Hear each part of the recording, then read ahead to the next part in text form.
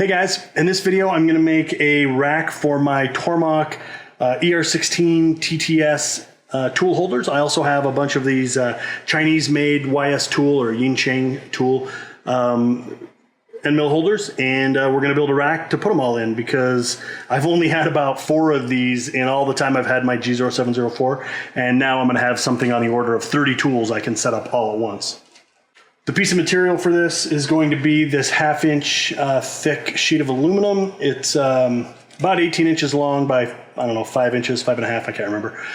This is actually a pallet that I made right after I CNC'd my G0704, but it didn't actually work, so I never shot any footage of it.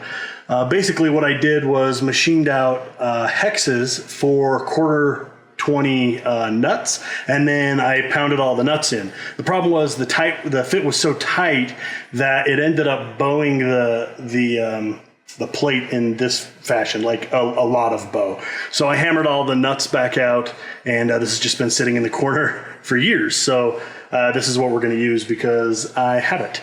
So this is going to be mounted on the machine in this fashion. I've got some just real thin aluminum spacers we're going to put underneath the ends, and we'll just use some clamps to hold it all down, and that should work fine. I would real quickly like to point out, I've got my vise off. This is the first time it's been off in months. It looked terrible when I took it off, just tons of rust. I couldn't believe how gross it was because I've never really had that problem.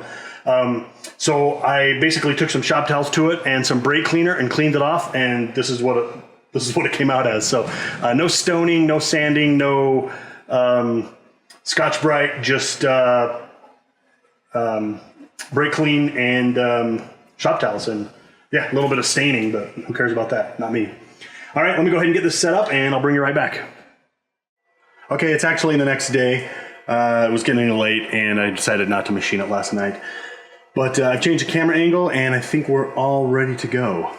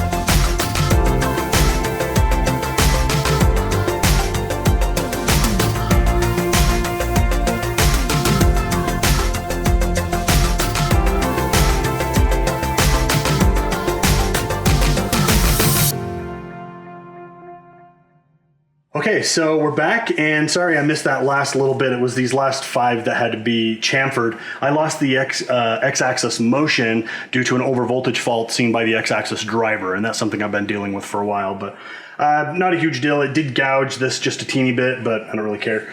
We're not going for looks, I guess. Anyway, we've got 79 holes. I can't actually put 2 tools right next to each other, so that should allow somewhere between 35 and 40 tools, probably. I think right now I have the need for 26, so plenty of room. The holes are 0.76 inches. I think I mentioned that earlier. The YS Chinese brand tool goes right in, so does the Tormach. I think I mentioned earlier that these are compatible with the Tormach tool system, and they are using the Tormach collet, or probably any 3/4 inch collet would possibly work.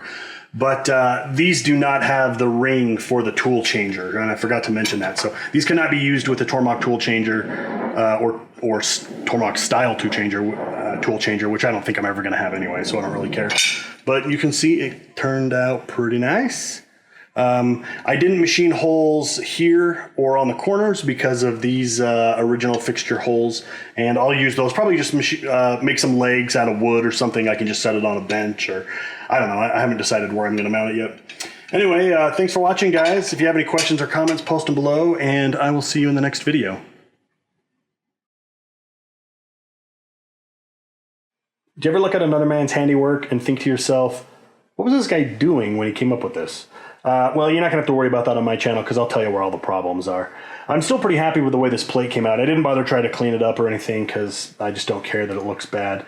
The brackets I ended up with are 1 inch wide, 1/4 inch thick steel bar. And I was originally going to set this just on a table with some legs, but then I thought, you know what, it'll be more convenient over here on the pan. And I drilled 3 small holes because I was thinking 3 screws on each side, and then it occurred to me this thing's going to get heavy, so that won't work. So I drilled them out 1/4 and I got to get some longer fasteners. I've got nuts on the backside, but they're just barely catching the threads, which is why this is not fully loaded full of tools yet.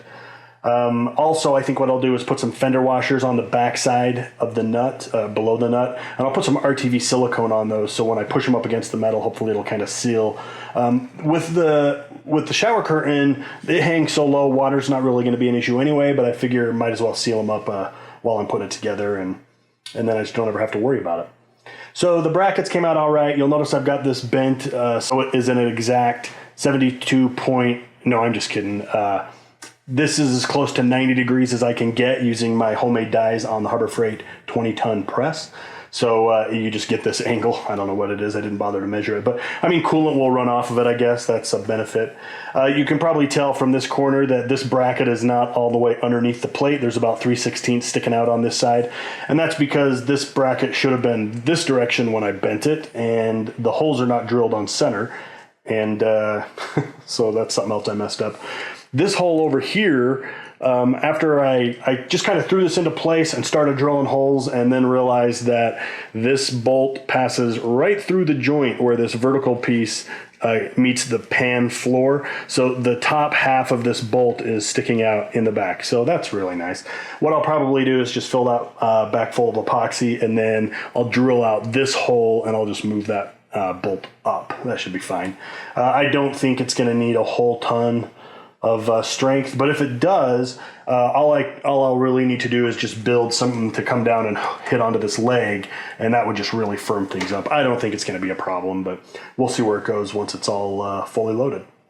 So anyway, a little bonus footage for you at the end of the real video. Thanks for watching, guys. I'll see you in the next one.